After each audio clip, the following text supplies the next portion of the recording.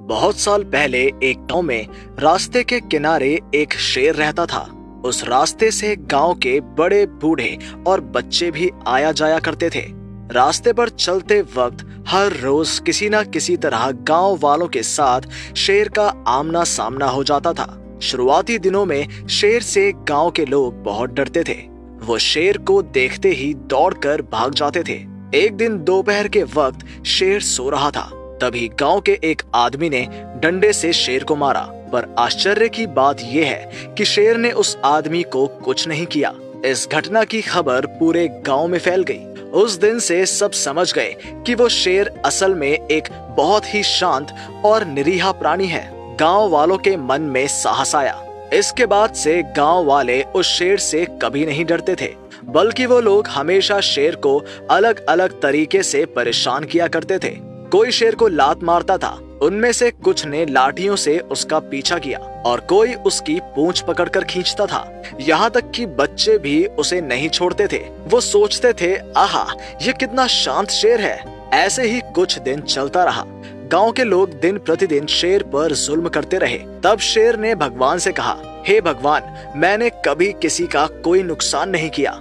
मजबूत शेर होने के बावजूद मैंने कभी किसी को चोट नहीं पहुंचाई, यहाँ तक कि कभी किसी को थोड़ी सी भी तकलीफ नहीं दी।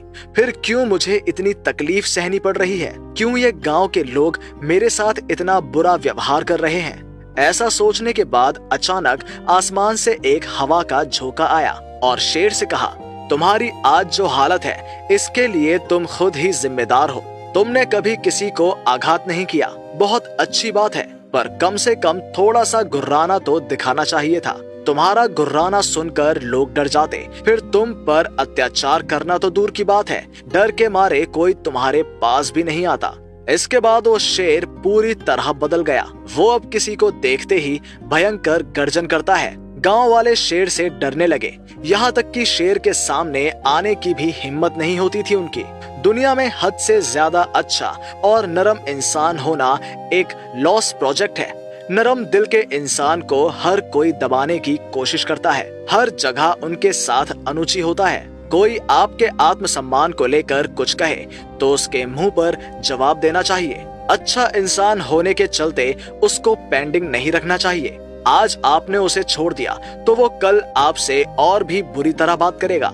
उचित जवाब के कारण कोई आपको बुरा इंसान बोलेगा, कोई बदतमीज बोलेगा, बोलने दीजिए। कभी कभी अपने आत्मसम्मान बनाए रखने के लिए थोड़ा अभद्र और बदतमीज होना ही पड़ता है। जब तक आप किसी के बुरे व्यवहार के विपरीत उसके मुंह पर उचित जवाब नहीं देना सीखेंगे, तब तक हर कोई आपका अपमान करता ही रहेगा। दुनिया में हर चीज के साथ समझौता चलता है, पर अपने आत्मसम्मान के साथ कोई समझौता नहीं किया जा सकता।